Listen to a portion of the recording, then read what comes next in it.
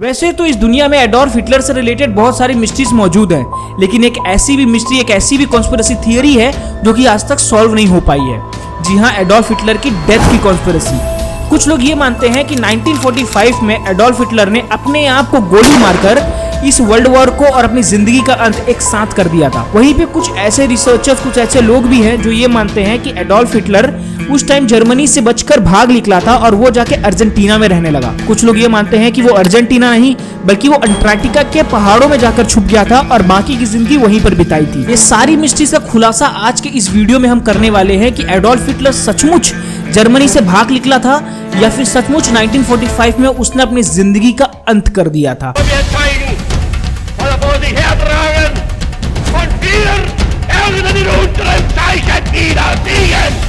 Eine gesamte militärische Einrichtung überhaupt aufzulösen und den kleinen Rest der ihm verbliebenen Waffen zu zerstören, wenn die anliegenden Nationen ebenso restlos das Gleiche tun.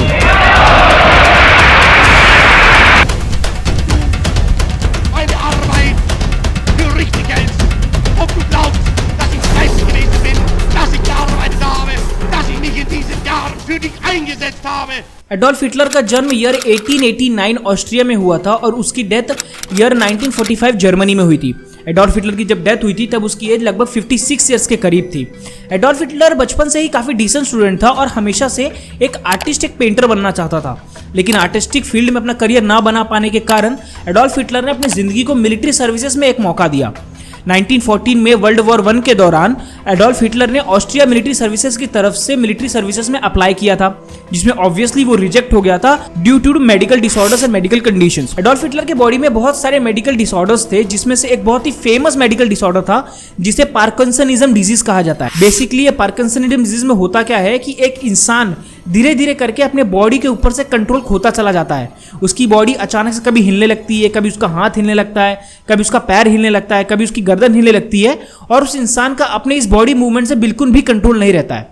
Lieberman, जो कि एक famous neurologist हैं, उन्होंने research करते हुए कहा कि Hitler को यह बीमारी लगभग उनके अर्ली 30s या अर्ली 40s में हुई होगी और उसके सारे close associates as well as Hitler के फिजिशियन को भी अच्छे से ये चीजें पता थी कि एडोल्फ हिटलर को पार्किंसनिज्म डिजीज है। शुरुआती दिनों में तो एडोल्फ हिटलर को अपनी इस बीमारी से कोई खास दिक्कत नहीं हुआ करती थी, क्योंकि कई बार एडोल्फ हिटलर अपने हिलते हुए हाथों को अपने जेब में डाल लिया करता था या फिर अपने हिलते हुए हाथों से कोई कप को या फिर कोई स्टिक को पकड़ लिया करता था और इस तरीके से अपने डिजीज को दुनिया से छुपा लिया करता था। और धीरे धीरे जैसे ही समय बीतता गया और ये डिजीज का लेवल बढ़ता चला गया, वैसे वैसे एडोल्फ हिटलर अपने बॉडी से पूरी तरीके से कंट्रोल खोलने लगा और जैसे जैसे प्रॉब्लम बढ़ती गई वैसे वैसे एडोल्फ हिटलर ने अपने पब्लिक अपीयरेंसेस को धीरे धीरे कम करना चालू कर दिया।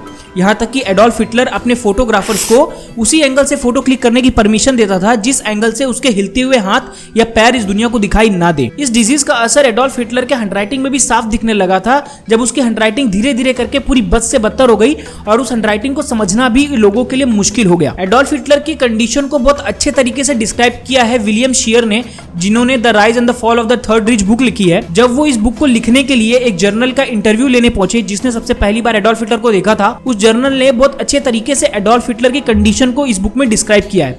उसने बताया कि जब सबसे पहली बार वो एडोल्फ हिटलर को मिलने पहुंचा तो उसने देखा एक ऐसा इंसान जो कि जर्मनी के डिक्टेटर चेयर में बैठा हुआ है, जो कि पूरी तरीके से उस चेयर पे बैठ भी नहीं पा रहा बल्कि उस चेयर पे गिरा हुआ है, जिसकी गर्दन एक साइड लटकी हुई है और उसके मुंह से लगातार सलाइवा फ्लो कर रहा है।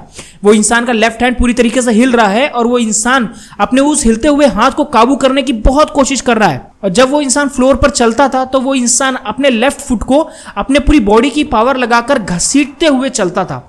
इसको बहुत अच्छे तरीके से इस बुक में विलियम शियर ने एडोल्फ हिटलर की कंडीशन को डिस्क्राइब किया है। आप जाके एक बार ये बुक को जरूर पढ़िएगा, काफी अच्छी बुक है और काफी नॉलेजेबल बुक है, आपको पढ़ के मजा आएगा। तो आते हैं अपने फिर से कहानी की तरफ कि जब एडोल्फ हिटलर को मिलिट्री सर्विसेज से रिजेक्ट कर दिया गया तब उन्होंने किंग लुइस थर्ड को एक लेटर लिखते हुए कहा कि किस तरीके से वो मिलिट्री सर्विसेज में सर्व करना चाहते हैं।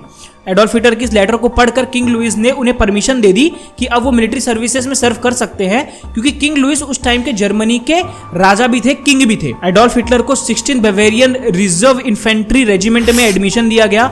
वहां पे उनकी लगभग 8 हफ्ते की ट्रेनिंग के बाद उन्हें उनकी जिंदगी के सबसे पहले वॉर पर भेजा गया। एडोल्फ हिटलर ने पूरे वर्ल्ड वॉर में सर्व किया फ्रॉम 1914 टिल 1918। एडोल्फ हिटलर बीच में 1916 में इंजर्ड भी हो गए थे। Basically Adolf Hitler headquarter runner का काम कर रहे थे, हेडक्वार्टर रनर की ड्यूटी निभा रहे थे। तो बेसिकली हेडक्वार्टर रनर होता क्या है? हेडक्वार्टर रनर वो इंसान होता है, वो सोल्जर होता है जो कि एक इंफॉर्मेशन को एक हेडक्वार्टर से लेके दूसरे हेडक्वार्टर तक सेफली पहुंचाता है। एडोल्फ हिटलर को बहुत सारे आर्मी रिवॉर्ड से भी सम्मानित किया गया, बहुत सारे अवार्ड से सम्मानित किया गया उनके ब्रेवरी के लिए वर्ल्ड वॉर 1 में, जिसमें से दो बहुत ही फेमस अवार्ड्स हैं, आयरन क्रॉस सेकंड क्लास और iron cross first class. Iron cross first class एक बहुत ही रेयर और प्रेस्टिजियस अवार्ड है जो कि सिर्फ उन मिलिट्री सोल्जर्स को दिया जाता है जिन्होंने वर्ल्ड वॉर में बहुत ही ज्यादा ब्रेवरी दिखाई थी। अब जरा बात करते हैं कि इस दुनिया की नजर में एडोल्फ हिटलर की डेथ कैसे हुई थी। The most accepted theory of Adolf Hitler's death.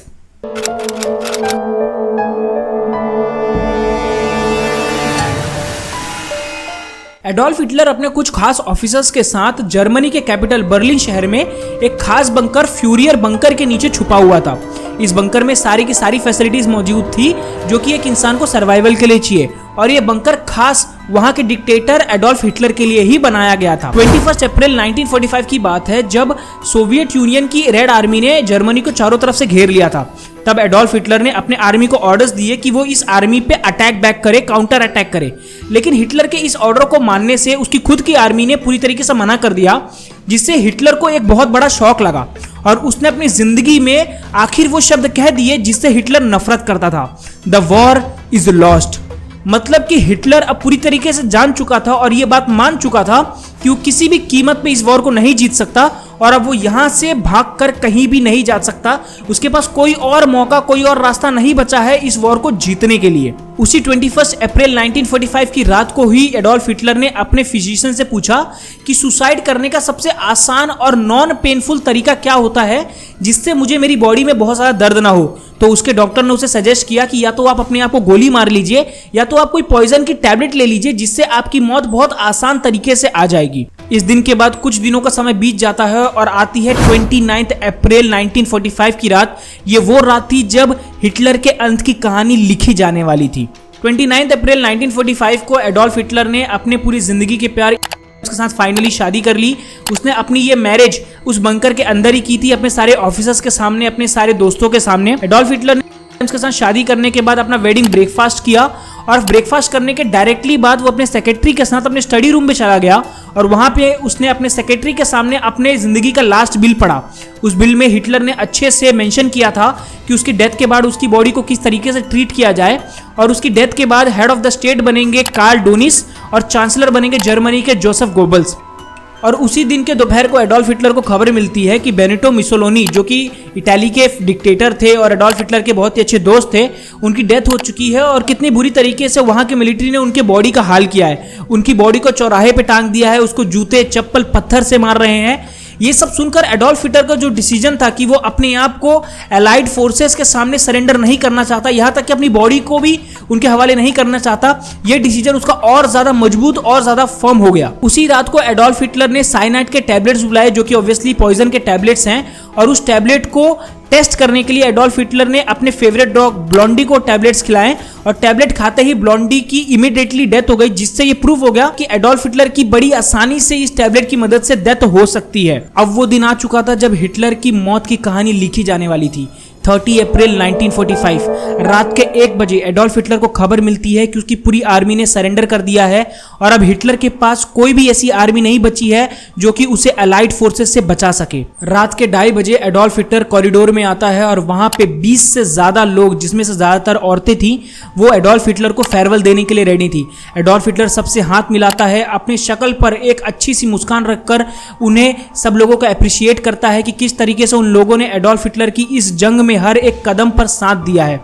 इन सबसे हाथ मिलाने के बाद, उन्हें अप्रिशिएट करने के बाद एडोल्फ हिटलर अपने दोनों सेक्रेटरी मार्टिन बॉमेन और लेनिन हिंस, उनके साथ एज वेल एज उनके कुक के साथ लास्ट लंच करता है। इसके बाद एडोल्फ हिटलर अपने सारे जर्नल्स को, अपने सारे ऑफिसर्स को अप्रिशिएट करता है कि किस तरीके से उन्होंने इतनी ईमानदारी के साथ, इतनी ऑनेस्टी के साथ, इतनी लॉयल्टी के साथ एडोल्फ हिटलर का इस जंग में साथ दिया। और इन सबको अप्रिशिएट करने के बाद फाइनली एट 2:30 एडोल्फ हिटलर अपने प्राइवेट स्टडी में अपनी वाइफ के साथ एंट्री मारता है।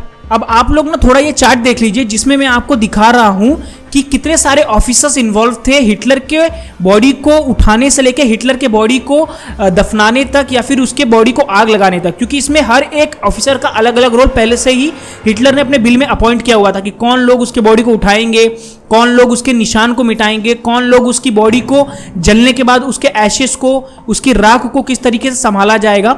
ये हर इंसान को, हर ऑफिसर को अलग अलग ड्यूटी दी गई थी। तो ये सब चार्ट पे मेंशन है, आप एक बार नाम देख लीजिए, क्योंकि ये नाम जो है वो सारे के सारे जर्मन नाम है और आपको याद रखने में थोड़ी मुश्किल आएगी। तो मैं इसका शॉर्ट फॉर्म ही प्रोनाउंस करूंगा क्योंकि नाम बहुत भयंकर और बहुत बड़े बड़े हैं। उस प्राइवेट स्टडी के बाहर उनके पर्सनल बॉडीगार्ड ऑटो गन्शी सिक्योरिटी दे रहे थे। बाहर उसके सारे ऑफिसर्स मौजूद थे, जिसमें से लिंच जो कि उनके पर्सनल सर्वेंट थे और उनके पर्सनल सेक्रेटरी मार्टिन बॉर्मन भी प्रेजेंट थे। थोड़ी ही देर बाद उस प्राइवेट स्टडी से एक बंदूक के चलने की आवाज आती है और सारे लोग जहां खड़े थे वहीं खड़े रह जाते हैं। कोई इंसान अपनी जगह से हिलता तक नहीं। ऐसा लगता है कि हर इंसान की सांस उसके बॉडी के अंदर अटक गई है। और फाइनली एडोल्फ हिटलर के प्राइवेट सर्वेंट और उनके सेकेंडरी हैंस लिंच और मार्टिन बॉर्मन दोनों उस रूम के अंदर एंट्री करते हैं। अब ये दो नाम बहुत ज्यादा याद रखिएगा, एक लिंच है और एक मार्टिन बॉर्मन है। लिंच उनके पर्सनल सर्वेंट थे और मार्टिन और बॉर्मन एडोल्फ हिटलर का प्राइवेट सेक्रेटरी था। लिंच और बॉर्मन जैसे ही उस रूम में एंटर करते हैं तो लिंच को सबसे पहले नजर आती है दो बॉडी, जिसमें से एडोल्फ हिटलर सोफा के राइट साइड पे गिरे हुए थे और उनकी वाइफ एडम सोफा के लेफ्ट साइड पे गिरी हुई थी। लिंच को उस रूम में एंट्री मारते ही जले हुए बादाम की खुशबू आती है, जो कि एक सिम्टम है कि कोई इंसान ने शायद पॉइजन साइनाइड की गोली खाकर सुसाइड अटेम्प्ट किया है। थोड़ी ही देर बाद ऑटो गन्शी जो कि उस रूम के बाहर सिक्योरिटी दे रहे थे वो भी एंट्री मारते हैं और उन्हें नजर आता है हिटलर की बॉडी, जो कि सेम डिस्क्राइब करते हैं कि हिटलर की बॉडी सोफा के राइट साइड गिरी हुई थी। हिटलर का जो सर था वो उसके कंधे पर गिरा हुआ था और हिटलर के सर के राइट साइड से खून की बूंदें गिरकर वो जो सोफा का आर्मरेस्ट होता है उस पे गिर रहा था और आर्मरेस्ट इतना ज्यादा गीला हो चुका था कि अब खून वहां से टपक कर नीचे मैट्रेस रग पर आके गिर रहा था, मैट्रेस पे आके गिर रहा था। ईवा ब्राउन के बॉडी पे कोई खास निशान नहीं थे, जिससे साफ समझ में आता है कि ईवा ब्राउन ने साइनाइड की गोली खाकर अपनी आत्महत्या की है। ऑटो गन्शी को हिटलर के पैर के पास एक बंदूक भी नजर आती है, जिससे यह भी क्लियर होता है कि एडोल्फ हिटलर ने अपने आप को गोली मारकर सुसाइड किया था। थोड़ी देर बाद ऑटो गन्शी और विलियम मोंके जो कि एक और मिलिट्री ऑफिसर थे जो कि अंदर आए थे, ये दोनों जन बाहर जाते हैं और लोगों को बताते हैं कि हिटलर की डेथ हो चुकी है और अब किसी भी आदमी को अलाउड नहीं है कि वो हिटलर के प्राइवेट रूम में आ सके। थोड़ी देर बाद लिंच और मार्टिन बॉर्मन दोनों हिटलर की बॉडी को उठाते हैं और उसी कारपेट से जिसके ऊपर हिटलर का खून गिरा हुआ था उसी से उसकी बॉडी को लपेटते हैं और उसको अकॉर्डिंग टू द हिटलर के इंस्ट्रक्शन जो कि उसके बिल में दिए गए थे उसे अपस्टेयर्स लेके जाया जाता है। उस बंकर के बाहर एक गार्डन था जहां पर उसको गड्ढा खोद के रखा गया था और हिटलर की बॉडी को वहां पे जलाना जाना था। लेकिन जैसे हिटलर की बॉडी को ऊपर लेके आ रहे थे तो वो जो कारपेट था वो इतना बड़ा नहीं था कि वो हिटलर की बॉडी को अच्छे से ढक सके, तो हिटलर की शक्ल और हिटलर का फुट दोनों विजिबल था काफी सारे लोगों को और उसकी बॉडी सिर्फ और सिर्फ उस कारपेट से लपेटी हुई थी।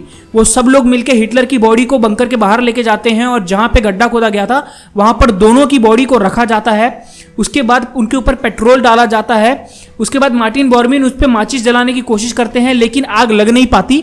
तो लेनिन जो है, जो उनके वार्ड थे, पर्सनल सर्वेंट थे, वो फिर से अंदर जाते हैं बंकर के अंदर और बाहर से एक थिक रोल ऑफ पेपर, काफी सारे पेपर्स लेके आते हैं। लास्ट में उन पेपर को आग लगाकर हिटलर के बॉडी पे डाला जाता है और हिटलर की बॉडी को पूरी तरीके से जला दिया जाता है। सारे लोग हिटलर की जलती हुई बॉडी के सामने सब लोग शपथ लेते हैं, सब लोग हिटलर को अप्रिशिएट करते हैं और बहुत सारी चीजें बोलते हैं जो वो हिटलर को बोलना चाहते थे। हिटलर की बॉडी को जलाने के बाद लगभग दोपहर के 4:15 में दो और ऑफिसर्स क्रूगर और वर्नर, ये दोनों जन फिर से स्टडी रूम में जाते हैं और इनका काम था कि जितने भी वहां पे एविडेंस हैं हिटलर से रिगार्डिंग वो सारी चीजों को साफ करना, वो सारे एविडेंस उसको मिटा देना। रूम में एंट्री मारते ही ये दोनों ऑफिसर्स को दिखता है कि पूरा रूम एडोल्फ हिटलर के खून से गीला पड़ा है।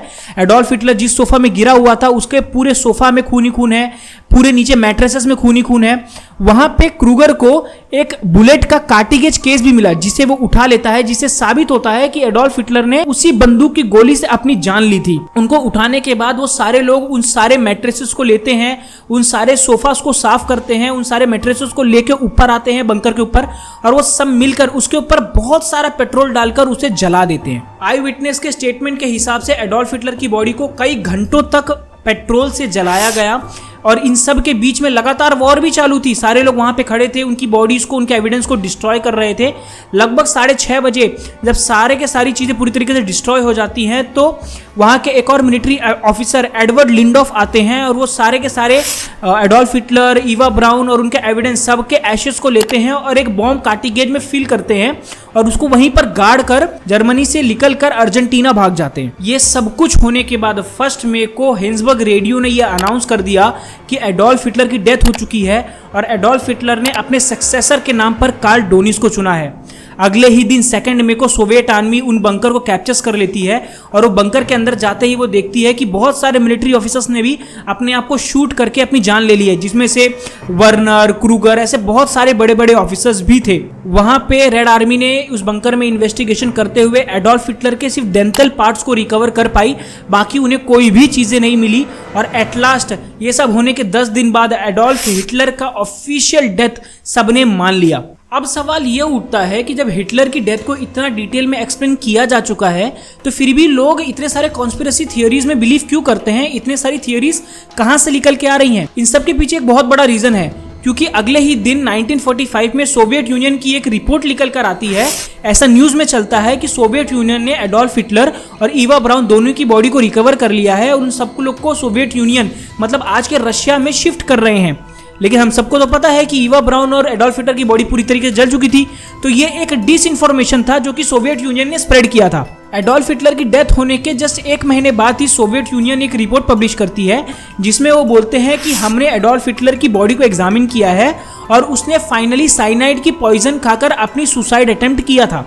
ये न्यूज निकलती है। जस्ट 4 दिन बाद ही सोवियत यूनियन एक और न्यूज निकालती है कि सोवियत यूनियन को एडोल्फ हिटलर की बॉडी मिली ही नहीं। यहां तक कि अगले ही महीने जब स्टालिन से पूछा जाता है कि क्या एडोल्फ हिटलर जिंदा है या मर चुका है, तो स्टालिन कहता है कि एडोल्फ हिटलर जिंदा है और आज भी वो अर्जेंटीना या स्पेन में कहीं पर छुपा हुआ है। और सारी न्यूज स्टालिन इसलिए स्प्रेड कर रहा था क्योंकि वो चाहता था कि सारे के सारे जो बाकी कंट्रीज हैं वो इसी क्वेश्चन में खोए रहे कि एडोल्फ हिटलर जिंदा है या मर गया, और इसी चीज का फायदा उठाकर वो सोवियत यूनियन को इस रेस में बहुत आगे ले जाना चाहता था, अपने आप को डेवलप कर लेना चाहता था और इस दुनिया को ये सारे क्वेश्चंस में फंसाए रखना चाहता था।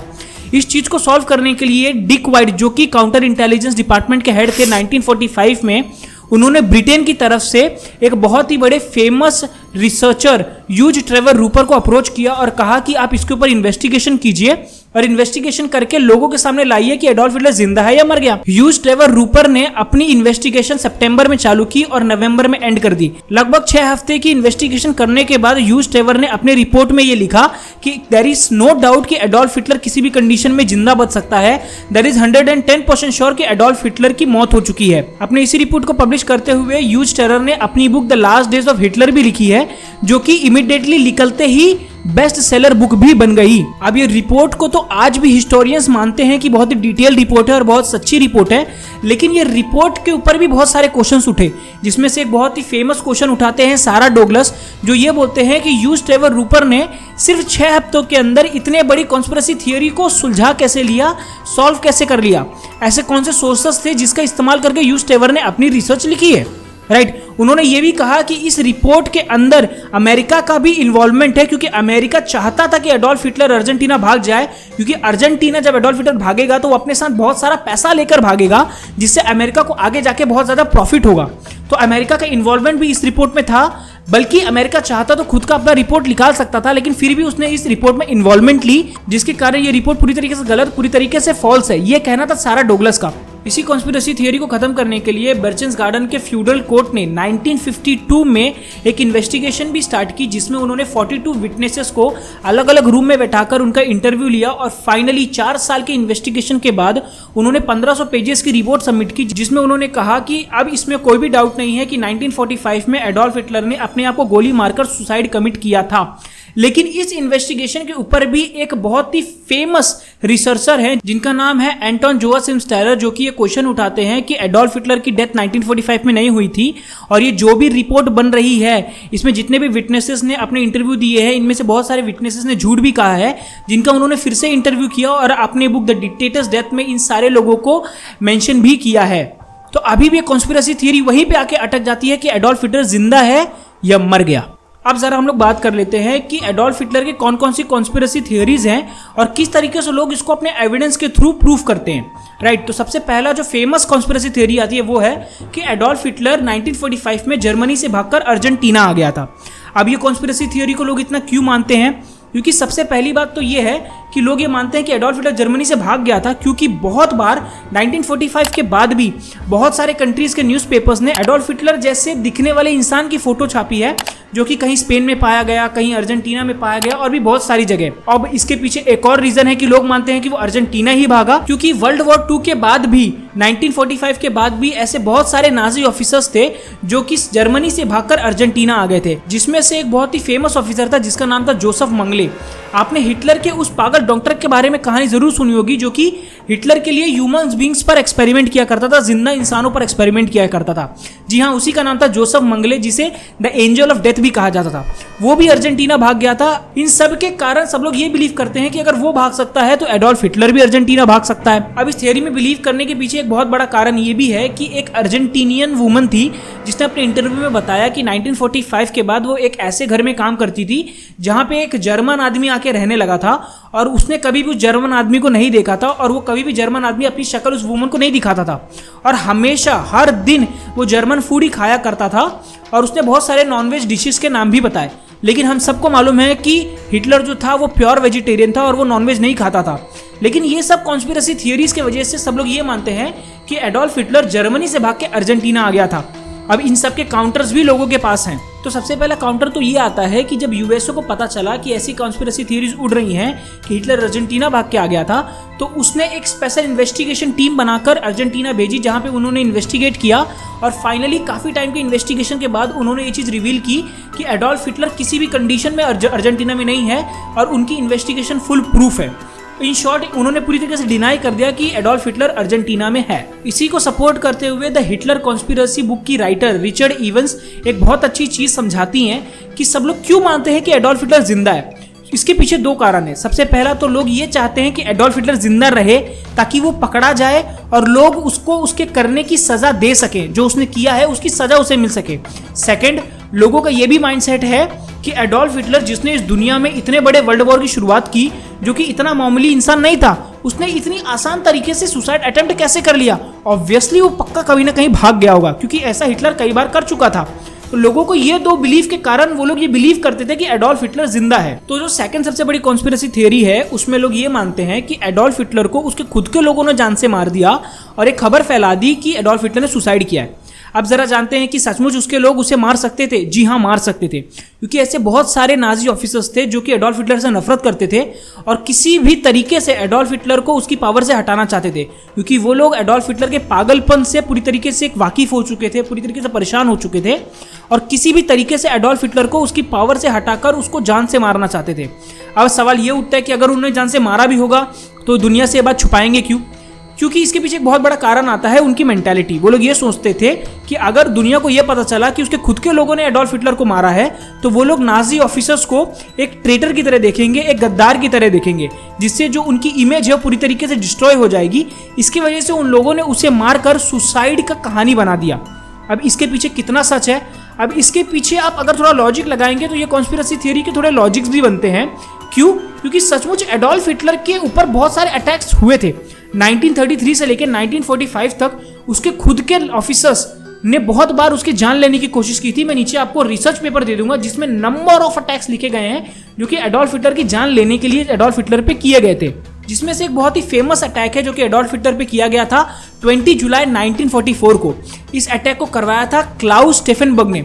क्लाउस स्टेफनबर्ग एक जर्मन ऑफिसर था और वो किसी भी कंडीशन में एडोल्फ हिटलर को मारना चाहता था। उसने एक बहुत ही फेमस असैसिनेशन प्लान किया जिसे आज भी 20 जुलाई प्लॉट के नाम से जाना जाता है। इस ऑपरेशन में बेसिकली हुआ क्या कि क्लाउस स्टेफनबर्ग ने खुद एक ब्रीफकेस लिया, उसके अंदर एक बहुत सारे एक्सप्लोजिव लिए और एडोल्फ हिटलर के टेबल के साइड में जाके रख दिया और उस बंकर से निकलकर बाहर आ गया।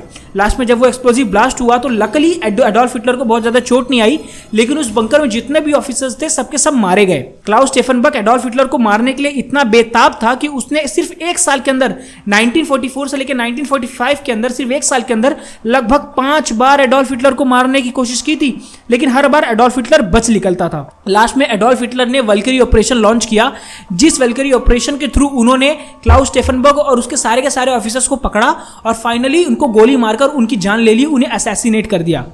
अब बात करते हैं कि इसके पीछे क्या एविडेंस है। सबसे पहला एविडेंस तो ये आता है, सबसे पहला क्लू तो ये मिलता है कि एडोल्फ हिटलर की सुसाइड की न्यूज सबसे पहले खुद जर्मन्स ने, खुद नाजिस ने जर्मन रेडियो में दी थी, ना कि कोई सोवियत यूनियन के ऑफिसर ने, ना तो सोवियत यूनियन की आर्मी ने दी थी, बल्कि न्यूज देने वाले खुद नाजी ऑफिसर्स थे, जर्मन एम्प्लॉइज थे, जर्मन ऑफिशियल्स थे। तो ये सबसे बड़ा क्वेश्चन उठता है कि क्या सचमुच एडोल्फ हिटलर ने खुद को सुसाइड किया था या उसे खुद के लोगों ने मारकर सुसाइड की न्यूज फैला दी थी। तो अब हम लोग बात करते हैं थर्ड और सबसे इंटरेस्टिंग कॉन्स्पिरेसी थियरी के बारे में, जिसको मैं खुद पढ़कर थोड़ा शॉक हो गया था, थोड़ा इंटरेस्टिंग लगा मुझे। ये कॉन्स्पिरेसी थियरी बेसिकली ये नहीं बताती कि एडोल्फ हिटलर जिंदा है, बल्कि ये बताती है कि एडोल्फ हिटलर की सचमुच मौत कैसे हुई। एक बुक है जिसका नाम है हिटलर्स डेथ, जिसकी राइटर है वीके विनोग्रोफ। आप थोड़ा नाम को मेरे को प्रोनाउंस करना नहीं आ रहा, जर्मन नेम है, आप एक बार जाके गूगल में सर्च कर सकते हैं। इस बुक में इस राइटर ने बताया है कि एडोल्फ हिटलर ने खुद की गोली मारकर जान नहीं ली थी, बल्कि उसके पर्सनल सर्वेंट जिनका नाम हेंस लिंस था, जिन्होंने बेसिकली उनकी बॉडी को पूरी तरीके से ठिकाने लगाया था,